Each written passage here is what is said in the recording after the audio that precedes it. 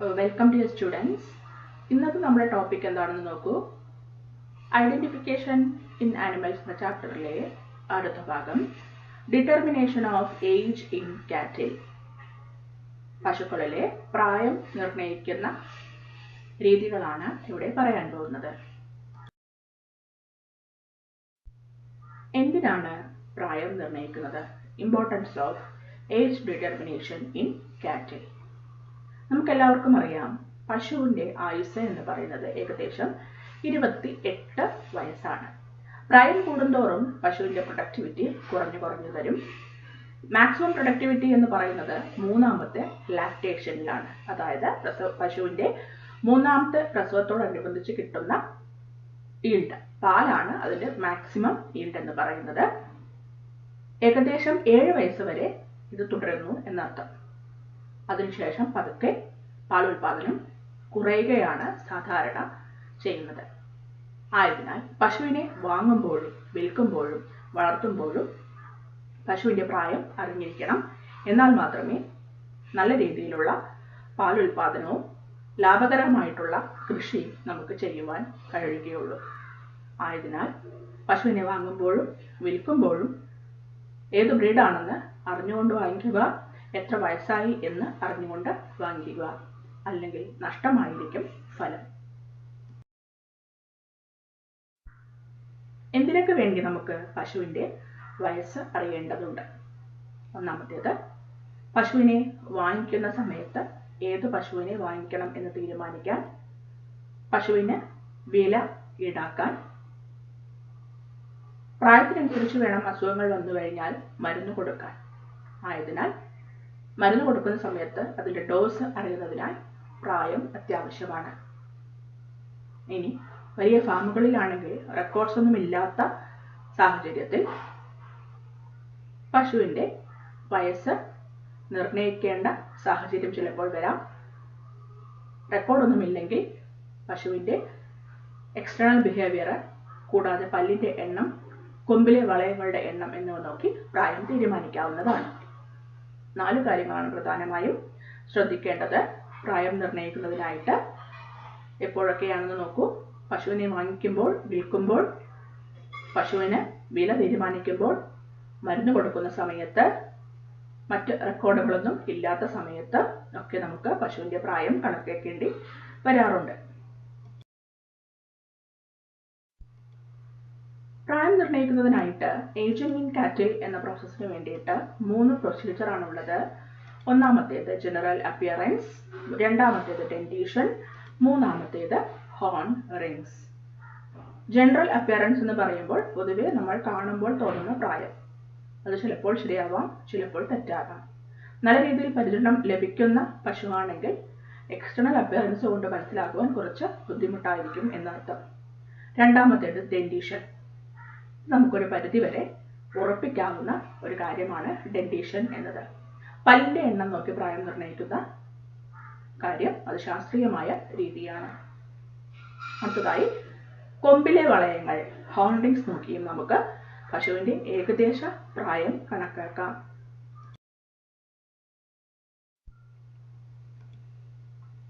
പശുവിൻ്റെ പ്രായം നിർണ്ണയിക്കുന്ന കാര്യത്തിൽ ഏറ്റവും ആദ്യം നമ്മൾ സാധാരണയായിട്ട് കണ്ടുവരുന്ന രീതിയാണ് by analysing its general appearance.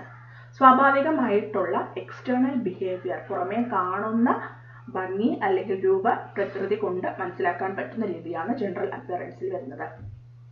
ഇതുവഴി നമുക്ക് പ്രായമായ പശുക്കളെയും പ്രായമാകാത്ത പശുക്കളെയും നമുക്ക് എളുപ്പത്തിൽ തിരിച്ചറിയാം. മൃഗങ്ങളെ നിങ്ങൾ ആ ചിത്രം ഒന്ന് ശ്രദ്ധിച്ചു നോക്കൂ. നിങ്ങൾക്ക് അറിയുന്നില്ലേ, രണ്ടും 2 പ്രായത്തിലുള്ള പശുക്കളാണല്ലേ. ഒന്ന് പശുക്കുട്ടിയാണ്, ഒന്ന് ഇത്തിരി പ്രായമുള്ള ഒരു പശുവാണ്. നമുക്ക് പെട്ടെന്ന് തന്നെ നമുക്ക് മനസ്സിലാക്കാൻ പറ്റും പ്രായമുള്ള പശുക്കളെയും പ്രായമില്ലാത്ത പശുക്കളെയും. യങ് വൺസിന്റെ പ്രത്യേകത എന്തൊക്കെയാണ്? They will be alert, then active and quick moving, bright and attractive eyes and coat. Old animal will be slow moving, weak jointed, loose skin and broken mouthed. ചെറുപ്പത്തിൽ നമുക്ക് എല്ലാവർക്കും എന്ന പോലെ തന്നെ വളരെ ആക്റ്റീവായിരിക്കും, പെട്ടെന്ന് റെസ്പോണ്ട് ചെയ്യുന്നുണ്ടാവും. എളുപ്പത്തിൽ നടക്കാനും നിൽക്കാനും ഓടാനും ഒക്കെ പറ്റുന്നത് എപ്പോഴാണ്? ചെറുതായിരിക്കുമ്പോഴാണെങ്കിൽ ചെറുപ്രായത്തിലാണ്. അതുകൂടാതെ ശരീരത്തിന്റെ തൊലിക്കും കണ്ണിനുമുള്ള തിളക്കം, ശരീരത്തിനുള്ള ദൃഢത, അതൊക്കെ യങ് ആനിമൽസിനെ സൂചിപ്പിക്കുന്നു. എന്നാൽ പ്രായം ആകുന്ന സമയത്ത് സ്വാഭാവികമായിട്ടും ആനിമൽസിനും മനുഷ്യർക്കും എന്ന പോലെ തന്നെ പതുക്കെ മാത്രമേ നടക്കാൻ പറ്റുകയുള്ളൂ. ജോയിന്റ്സ് എല്ലാം വീക്കായിരിക്കും, സ്കിന്ന് ലൂസായിട്ടുണ്ടാകും, പല്ലിന്റെ എണ്ണവും കുറവായിരിക്കും വായിൽ. ഇതെല്ലാം നോക്കി തന്നെ നമുക്ക് ആനിമൽസിനെയും പ്രായം നിർണ്ണയിക്കാൻ പറ്റുന്നതാണ്. അടുത്ത പ്രായം നിർണ്ണയിക്കുന്ന രീതിയാണ് ഏജിങ് ഇൻ കാറ്റിൽ ബൈ ഡെന്റേഷൻ. പല്ലിന്റെ എണ്ണം നോക്കി പ്രായം നിർണ്ണയിക്കുന്ന രീതിയാണ് ഏജിങ് ഇൻ കാറ്റിൽ ബൈ ഡെന്റേഷൻ എന്നതുകൊണ്ട് ഉദ്ദേശിക്കുന്നത്. ഇതൊരു ശാസ്ത്രീയമായ രീതി കൂടെയാണെന്ന് ഓർമ്മിപ്പിക്കുന്നു. കാരണം പല്ലുകൾ വരുന്നതും പോകുന്നതും ശാസ്ത്രീയമായി തന്നെ അതിനായിട്ടുള്ള പ്രത്യേക രീതികളുണ്ട്, പാറ്റേൺ ഉണ്ട്. ആയതിനാൽ പല്ലിന്റെ എണ്ണം നോക്കി പ്രായം നിർണ്ണയിക്കുന്നത് ശാസ്ത്രീയമായിട്ട് വളരെ അക്സെപ്റ്റ് ചെയ്തിരിക്കുന്ന ഒരു രീതി കൂടെയാണ്. ഇപ്പോഴും നമ്മൾ ചന്തകളിൽ പോയി കഴിഞ്ഞാൽ പല്ലിന്റെ എണ്ണം നോക്കിയാണ് പലരും പശുക്കളെയും മുരികളെയും ഒക്കെ വാങ്ങുന്നത്. ചിത്രത്തിൽ ശ്രദ്ധിച്ചു നോക്കുക. രണ്ടാമത്തെ ചിത്രം, താഴെ കാണുന്ന ചിത്രത്തിൽ നിങ്ങൾ കാണാം പല്ലിന്റെ എണ്ണം. അതായത് മുൻപല്ലുകളും അണപ്പല്ലുകളും നമുക്കവിടെ കാണാൻ പറ്റും, ബോൺസിൽ അറ്റാച്ച് ചെയ്ത രീതിയിൽ. ഇതേപോലെ പല്ലിന്റെ എണ്ണം നോക്കി നമുക്ക് പശുവിന്റെ പ്രായവും നിർണ്ണയിക്കാം. എങ്ങനെയാണെന്ന് നമുക്ക് നോക്കാം. പ്രായം നിർണ്ണയിക്കുന്നതിനായിട്ട് ഏറ്റവും ആദ്യം നമ്മൾ നോക്കുന്നത് മുൻവശത്തെ പല്ലുകളുടെ എണ്ണമാണ്. അതായത് ഇൻസിസറുകൾ എന്ന് പറയുന്ന ഉളിപ്പല്ലുകളുടെ എണ്ണം നോക്കിയാണ് എപ്പോഴും ആദ്യം പശുക്കളുടെ പ്രായം നിർണ്ണയിക്കുന്നത്. അതൊന്നും കൂടെ കൺഫേം ചെയ്യാൻ വേണ്ടി മാത്രം അണപ്പല്ലുകളുടെ എണ്ണം നോക്കുന്നു. എന്തായാലും ഏറ്റവും ആദ്യം പ്രൈമറി ഇമ്പോർട്ടൻസ് എന്ന് പറയുന്നത് മുൻനിരയിൽ കാണുന്ന ഇൻസിസറുകളുടെ ഉളിപ്പല്ലുകളുടെ എണ്ണത്തെ നോക്കിയാണ്. ചീക്ക് ടീത്ത് അഥവാ അണപ്പല്ലുകളുടെ എണ്ണം കൺഫേം ചെയ്യാൻ വേണ്ടി മാത്രമാണ് നോക്കുന്നതെന്ന് പറഞ്ഞു. നമുക്കെന്ന പോലെ തന്നെ പശുക്കളിലും 2 തരത്തിലുള്ള പല്ലുകളാണ് ജീവിത ചക്രത്തിൽ വരുന്നത്. ആദ്യത്തേത് മിൽക്ക് ടീത്ത് അല്ലെങ്കിൽ ടെമ്പററി ടീത്ത്, പാൽപ്പല്ലുകൾ. രണ്ടാമത്തേത് പെർമനന്റ് ടീത്ത്, സ്ഥിരദന്തങ്ങൾ. പാൽപ്പല്ലുകളും സ്ഥിരദന്തങ്ങളും. മിൽക്ക് ടീത്ത് എന്ന് പറയുന്നത് ജനിക്കുന്ന സമയത്ത് അല്ലെങ്കിൽ പ്രസവിച്ചു കഴിഞ്ഞ ഒരാഴ്ചയ്ക്കുള്ളിൽ വരുന്ന പല്ലുകളാണ് മിൽക്ക് ടീത്ത് എന്ന് പറയുന്നത്.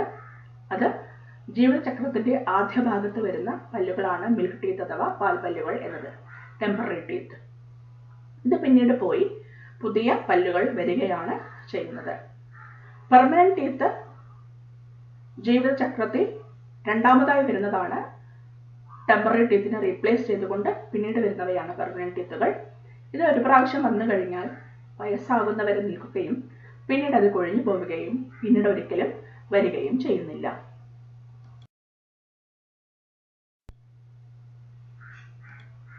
ഡെന്റൽ ഫോർമുല നമുക്ക് നോക്കാം. അതിനു മുൻപായിട്ട് വായിലെ പല്ലുകളുടെ പേര് നിങ്ങൾക്ക് എല്ലാവർക്കും അറിയുമോ? നിങ്ങൾ പഠിച്ചിട്ടുള്ളതാണ് ചെറിയ ക്ലാസ്സിൽ. എന്തൊക്കെയാണെന്ന് നോക്കൂ.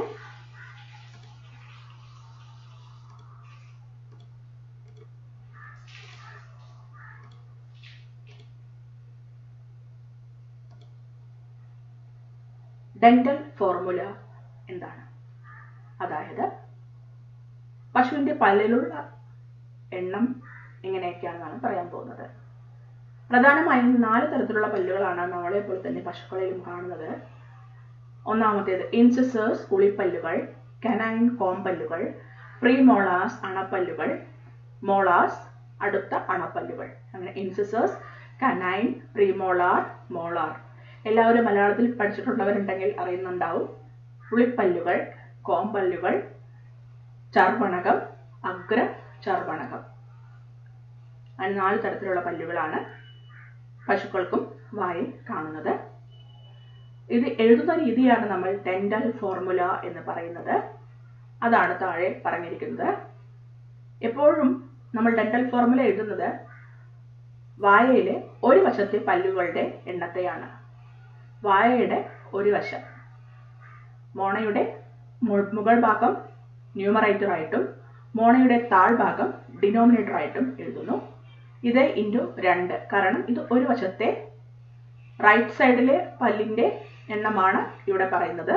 അതുപോലെ ലെഫ്റ്റ് സൈഡും ഉണ്ട് അല്ലെ, അപ്പൊ അതിന്റെ ഇരട്ടിയായിരിക്കും. ICPM divided by ICPM m into 2. ഇതാണ് ഡെന്റൽ ഫോർമുല എന്ന് പറയുന്നത്. PSC എക്സാമിനും സദാ പരീക്ഷയ്ക്കും എപ്പോഴും ചോദിക്കുന്ന ചോദ്യമാണ് ഡെന്റൽ ഫോർമുല ഓഫ് കാറ്റ്.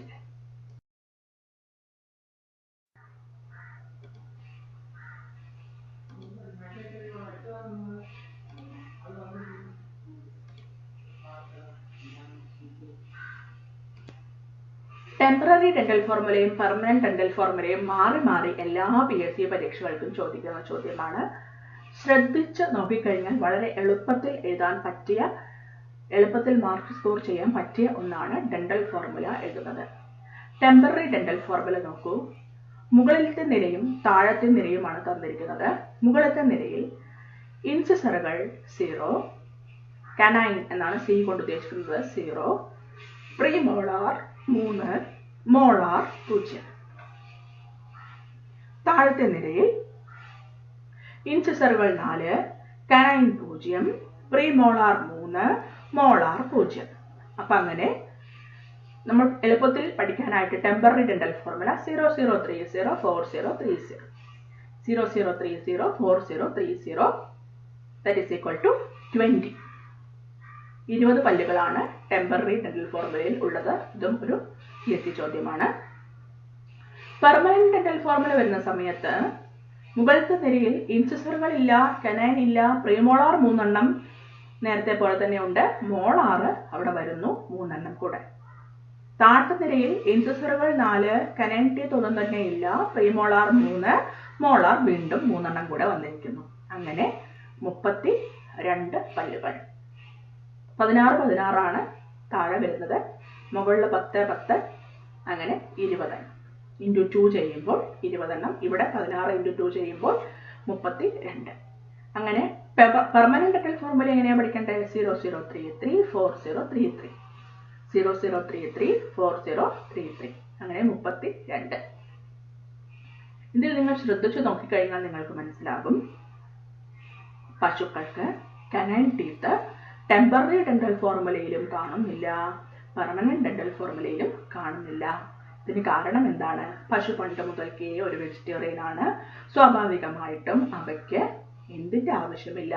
കനൈൻ ടീത്ത് അഥവാ കോമ്പല്ലിന്റെ ആവശ്യം ഇല്ല. കോമ്പല്ല് എന്തിനാണ്? കടിച്ച് കീറാനാണ് അല്ലെ?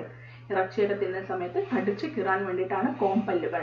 അതുകൊണ്ടാണ് വലിയ വലിയ ഹണ്ടിങ് ടൈപ്പ് ഓഫ് ആനിമൽസിൽ സിംഹവും പുലിക്കുമൊക്കെ കുറുക്കനുമൊക്കെ പൂച്ചയ്ക്കുമൊക്കെ നല്ല നീണ്ട എന്താ ഉള്ളത്? കോമ്പല്ലാണുള്ളത്. അത് പശുക്കൾക്ക് ആവശ്യമില്ലാത്തതിനാൽ കോമ്പല്ലിന് പകരം എന്താണ് പശുക്കൾക്ക് കിട്ടിയിരിക്കുന്നത്? പ്രീമോളാറിന്റെ എണ്ണം കൂട്ടിക്കൊടുത്തു ദൈവം. ഇതിന് കാരണം they are herbivores, സസ്യഭുക്കുകളാണ്. അപ്പോൾ ഈ കനൈൻ ടീത്ത് ഇല്ലാത്തതിനാൽ ആ ഭാഗത്ത് ചെറിയ ഒരു സ്പേസ് നമുക്ക് കാണാൻ പറ്റും. ആ സ്പേസിനെ പറയുന്ന പേരാണ് ഡയാസ്റ്റിമ എന്നത്. ഈ ഡയാസ്റ്റിമയിൽ പിടിച്ചിട്ടാണ് നമുക്ക് വായ, പശുവിന്റെ വായ എളുപ്പത്തിൽ തുറക്കാൻ പറ്റുന്നത്. ഈ ഡയാസ്റ്റിമേന്റെ ഇടയിൽ ഒരു ഗ്യാപ്പ് ഉണ്ടാവും. ആ വശത്ത് നമുക്ക് കൈ കൊണ്ട് പിടിച്ചു കഴിഞ്ഞാൽ സുഗമമായിട്ട് പശുവിന്റെ മോണയിൽ പിടിക്കാൻ പറ്റും, വായ തുറക്കാനും പറ്റും. ഇതാണ് ഡയാസ്റ്റിമ. ഡയാസ്റ്റിമ PSCക്ക് ചോദിക്കുന്ന ചോദ്യമാണ്. ഡയാസ്റ്റിമ എന്ത് കാരണമാണ് വരുന്നത്? കനൈൻ ടീത്ത് ഇല്ലാത്തതിനാൽ വരുന്ന ഒരു ഗ്യാപ്പിനെയാണ് നമ്മൾ ഡയാസ്റ്റിമ എന്ന് പറയുന്നത്. There is no canine teeth in cat.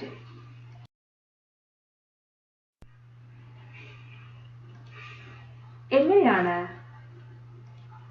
പശുക്കളിൽ പല്ലുകൾ വരുന്നതും പോകുന്നതും എന്നാണ് ഇവിടെ പറയാൻ തോന്നുന്നത്.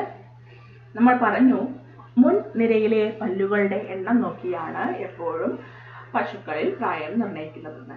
അതിനായിട്ട് മുൻനിരയിലെ ഇൻസിസറുകൾക്ക് പേര് കൊടുത്തിട്ടുണ്ട്. 8 എണ്ണമാണ് ഉള്ളത്. 4 എണ്ണം റൈറ്റ് സൈഡും 4 എണ്ണം ലെഫ്റ്റ് സൈഡും. അതിൽ മധ്യഭാഗത്ത് കാണുന്ന 2 എണ്ണം നമ്മൾ സെൻട്രലുകളെന്നും സെൻട്രലിന്റെ തൊട്ടടുത്ത് നിൽക്കുന്നതിനെ സെൻട്രോ ലാറ്ററൽ എന്നും സെൻട്രോ ലാറ്ററലിന് ഇരുവശത്തും കാണുന്നതിനെ ലാറ്ററൽ എന്നും ലാറ്ററലിന് ശേഷം വരുന്നവയെ കോർണർ എന്നും വിളിക്കുന്നു. ഇൻസിസറുകളെ തന്നെ വിളിക്കുന്ന മറ്റൊരു പേരാണ്. ഇൻസിസറുകൾ 8 എണ്ണമുണ്ട്. 4 എണ്ണം ഇടതുവശത്തും 4 എണ്ണം വലതുവശത്തും. ഏറ്റവും മധ്യഭാഗത്ത് കാണുന്ന 2 എണ്ണത്തിനെ സെൻട്രൽ എന്നും അതിന്റെ ഇരുവശത്തും കാണുന്നതിനെ സെൻട്രോ ലാറ്ററൽ എന്നും അതിന് ഇരുവശത്ത് കാണുന്നതിനെ ലാറ്ററൽ എന്നും അതിന് ഇരുവശത്ത് കാണുന്നതിനെ കോർണർ എന്നും വിളിക്കുന്നു. ഇനി നമ്മൾ പറയാൻ പോകുന്നത് മൊത്തം സെൻട്രൽ, സെൻട്രോ ലാറ്ററൽ, ലാറ്ററൽ, കോർണേഴ്സ് എന്നീ പേരുകളാണ്. ശ്രദ്ധിച്ചു നോക്കുക. ഇവയെല്ലാം എന്താണ്? ഇൻസിസറുകളാണ്. PSCക്ക് ചോദിക്കാവുന്ന ചോദ്യം. Central, centrolateral, lateral and corners are incisors present in cow.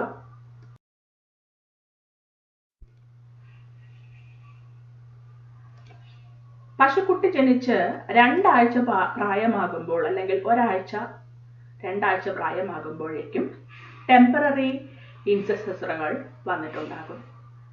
ഏത് ഇൻസിസറാണ് ആദ്യം വരിക? ടെമ്പററി സെൻട്രൽ വരും. 2 ആഴ്ച പ്രായമാകുമ്പോൾ സെൻട്രോ ലാറ്ററൽ വരുന്നു. ഇറപ്റ്റ് എന്ന് വെച്ചാൽ പല്ല് മുളച്ചു വരിക. 3 ആഴ്ചയാകുമ്പോൾ ടെമ്പററി ലാറ്ററൽ വരുന്നു.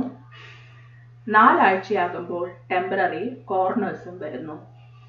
അപ്പോൾ ഈ ചിത്രത്തിൽ കാണുന്ന പോലെ ശ്രദ്ധിച്ചു നോക്കുക.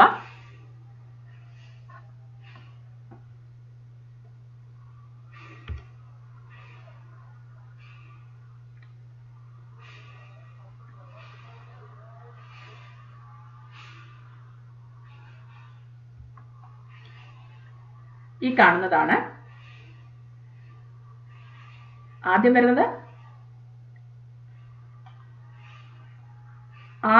വരുന്നത് ടെമ്പററി സെൻട്രൽ, അടുത്തത് ടെമ്പററി സെൻട്രോ ലാറ്ററൽ, അടുത്തത് ടെമ്പററി ലാറ്ററൽ, അടുത്തത് ടെമ്പററി കോർണേഴ്സ്. ഈ ഒരു കണക്കിനാണ് എല്ലാ പല്ലുകളും വരുന്നതും പോകുന്നതും. 1 മാസമാകുമ്പോഴേക്കും പശുക്കുട്ടിയുടെ വായിൽ എല്ലാ ടെമ്പററി ഇൻസിസറുകളും ഉണ്ടായിട്ടുണ്ടാകും. അതായത് 8 ടെമ്പററി ഇൻസിസറുകൾ, ഉളിപ്പല്ലുകൾ എല്ലാം വന്നിട്ടുണ്ടാവും 1 മാസം പ്രായമാകുമ്പോൾ. ഇനി എന്ത് ചെയ്യും? പശുക്കുട്ടി പതുക്കെ ഭക്ഷണമൊക്കെ കഴിക്കാൻ തുടങ്ങും അല്ലെ, പുല്ലൊക്കെ തിന്നാൻ തുടങ്ങുന്നു. സ്വാഭാവികമായിട്ടും പല്ലുകൾ പോവണമല്ലോ. അതിനായിട്ട് എന്തു സംഭവിക്കണം? പല്ലിന് തേയ്മാനം വരണം. നമ്മളെ പോലെ ആട്ടിയെടുക്കാൻ ഡെന്റിസ്റ്റോ ഒന്നും തന്നെ ഇല്ല. ആയതിനാൽ പ്രകൃതിയാൽ തന്നെ ഈ പല്ലുകൾ തേഞ്ഞ് താനെ കൊഴിഞ്ഞു പോയി പുതിയ പല്ലുകൾ വരികയാണ് ചെയ്യുന്നത്. 1 വയസ്സാകുന്ന സമയത്ത് ആദ്യം വന്ന പല്ലായിട്ടുള്ള ടെമ്പററി സെൻട്രലിന് തേയ്മാനം വരുന്നു.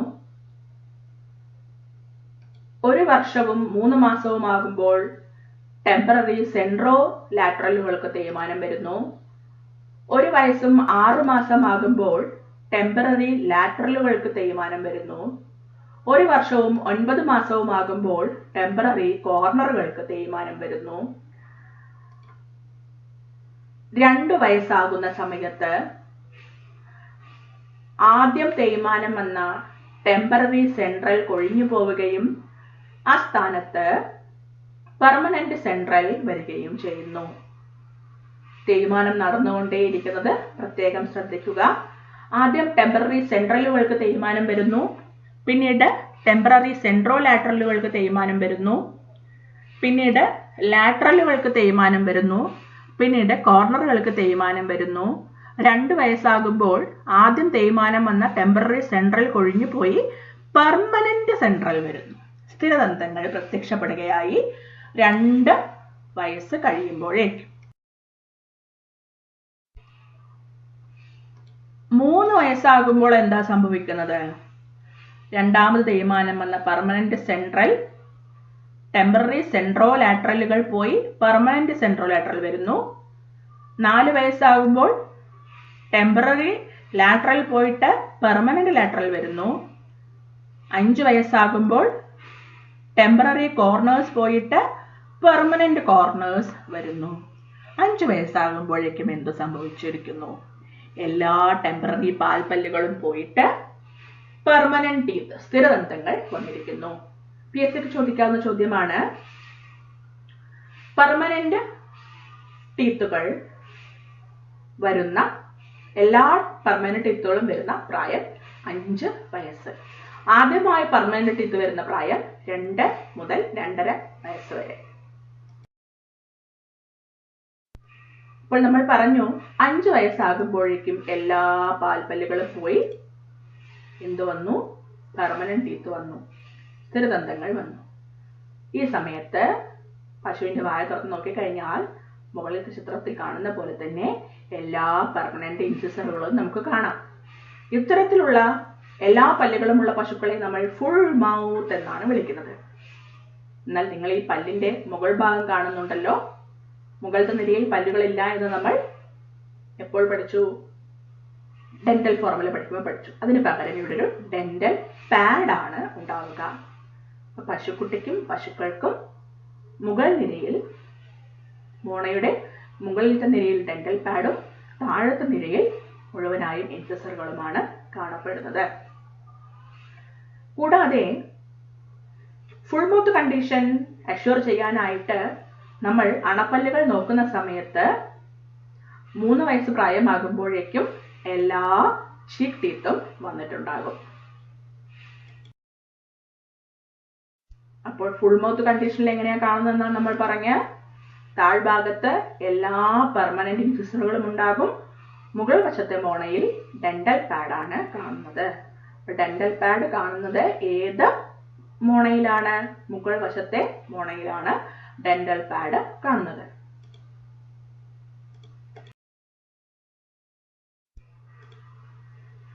ഇപ്പോൾ നമ്മൾ 5 വയസ്സാകുമ്പോഴേക്കും എന്ത് വന്നു? എല്ലാ പല്ലുകളും പെർമനന്റ് പല്ലുകളും വന്നു കഴിഞ്ഞു അല്ലെ. ഇനി സ്വാഭാവികമായിട്ടും തീറ്റയും കുടിയും ഒക്കെ ആയിട്ട് പശുക്കൾ നടക്കുകയാണ്. സ്വാഭാവികമായിട്ടും പല്ലുകൾക്ക് വീണ്ടും തേയ്മാനം വരികയും 6 വയസ്സാകുമ്പോൾ പെർമനന്റ് സെൻട്രലുകൾക്ക് വീറ വരും, തേയ്മാനം വരുന്നു. 7 വയസ്സാകുമ്പോൾ സെൻട്രോ ലാറ്ററലുകൾക്ക് തേയ്മാനം വരുന്നു. 8 വയസ്സാകുമ്പോൾ പെർമനന്റ് ലാറ്ററലുകൾക്ക് തേയ്മാനം വരുന്നു.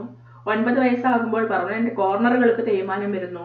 10 വയസ്സാകുമ്പോഴേക്കും ആദ്യം വന്ന പല്ലുകളെല്ലാം കൊഴിഞ്ഞു പോയി എല്ലാ പല്ലുകളും പോയി മുത്തശ്ശി പശുവായിട്ടുണ്ടാവും. ഈ ഒരു കേസിൽ പശുക്കളെ നമ്മൾ വിളിക്കുന്നു ഗമ്മേഴ്സ്. അപ്പൊ എന്താണ് ഗമ്മേഴ്സ്?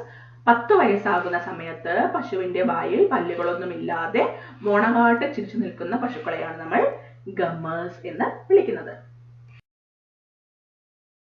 അതാണ് നമ്മൾ കാണുന്നത്. പ്രായമായ പശുക്കളിൽ ഗമ്മേഴ്സ് ആണ് കാണുക. പല്ലുകളൊന്നും തന്നെ കാണുന്നില്ല മേൽമോണയിലും താഴ്മോണയിലും. 8 വയസ്സിൽ കൂടുതൽ പ്രായമുള്ള പശുക്കളെ ഏജ്ഡ് ആനിമൽ എന്നും, അടുത്തത് PSC ചോദ്യമാണ്, ഏജ്ഡ് ആനിമൽ എന്ന് എപ്പോഴാണ് വിളിക്കുന്നത്? 8 വയസ്സിൽ കൂടുതലുള്ള പശുക്കളെ. എന്നാൽ അതേസമയം തന്നെ ചില പശുക്കളിൽ 1-2 പല്ലുകൾ കൊഴിഞ്ഞു പോയിട്ടുള്ള പല്ലുകളോട് കൂടിയ പശുക്കളെ നമുക്ക് കാണാം. അവയെ നമ്മൾ ബ്രോക്കൺ മൗത്തഡ് എന്നാണ് വിളിക്കുന്നത്. Animals with 1 or more teeth fallen off is called broken mouthed. ഈ ഒരു ചാപ്റ്ററിൽ അല്ലെങ്കിൽ ഈ ഒരു ഭാഗത്ത് നിന്നും ഒരുപാട് PSC ചോദ്യങ്ങൾക്കുള്ള സ്കോപ്പുകളുണ്ട്. ഞാൻ പറയുന്ന ചോദ്യങ്ങൾ എഴുതി വെക്കാൻ പ്രത്യേകം ശ്രദ്ധിക്കുക. എന്താണ് ഏജ്ഡ് ആനിമൽ? എന്താണ് ബ്രോക്കൺ മൗത്തഡ്? വായിൽ 1-2 പല്ലുകൾ പോയ പശുക്കളെ ബ്രോക്കൺ മൗത്തഡ് എന്നും 8 വയസ്സിൽ കൂടുതലുള്ള പശുക്കളെ ഏജ്ഡ് ആനിമൽ എന്നും വായിൽ പല്ലുകളൊന്നും ഇല്ലാത്ത പശുക്കളെ ഗമ്മേഴ്സ് എന്നും വിളിക്കുന്നു.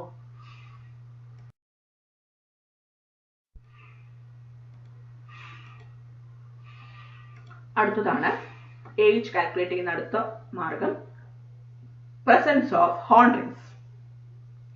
കൊമ്പിലെ വളയങ്ങളുടെ എണ്ണം നോക്കി പ്രായം നിർണ്ണയിക്കുന്ന രീതിയാണ്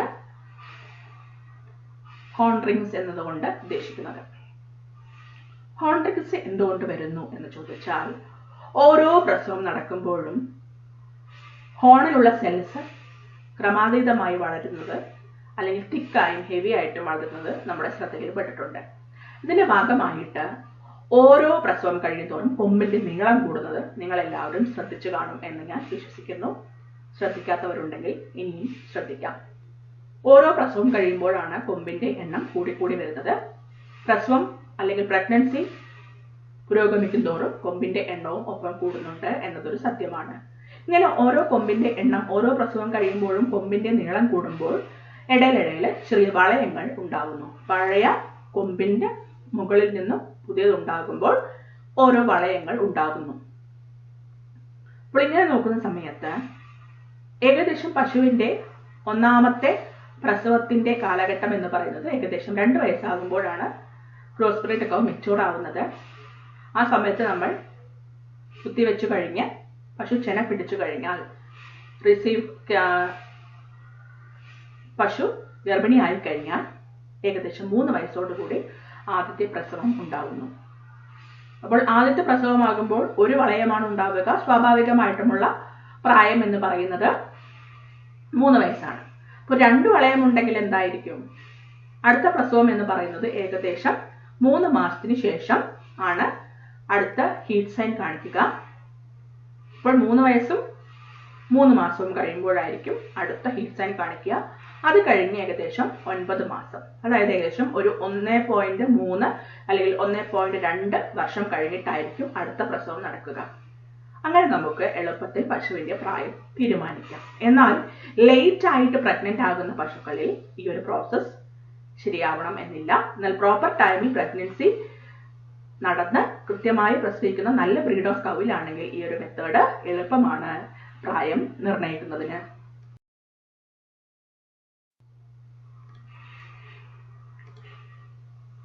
രണ്ട് പ്രസവം കഴിഞ്ഞ ഒരു പശുവിന്റെ പ്രായം എത്രയാണെന്ന് നമുക്കൊന്ന് നോക്കിയാലോ.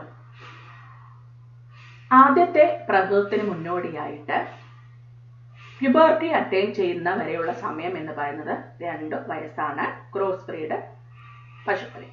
നാടൻ പശുക്കളാണെങ്കിൽ 3 വയസ്സ് പ്രായമാകും എന്നർത്ഥം. രണ്ടാമത്തെ വയസ്സിൽ പ്യൂബർട്ടി അറ്റൈൻ ചെയ്ത പശുക്കളിൽ ആദ്യത്തെ ഹീറ്റ് സൈൻ തന്നെ ചിലപ്പോൾ ചിന പിടിക്കണം എന്ന് ഇല്ല, ഗർഭിണിയാവണം എന്നില്ല.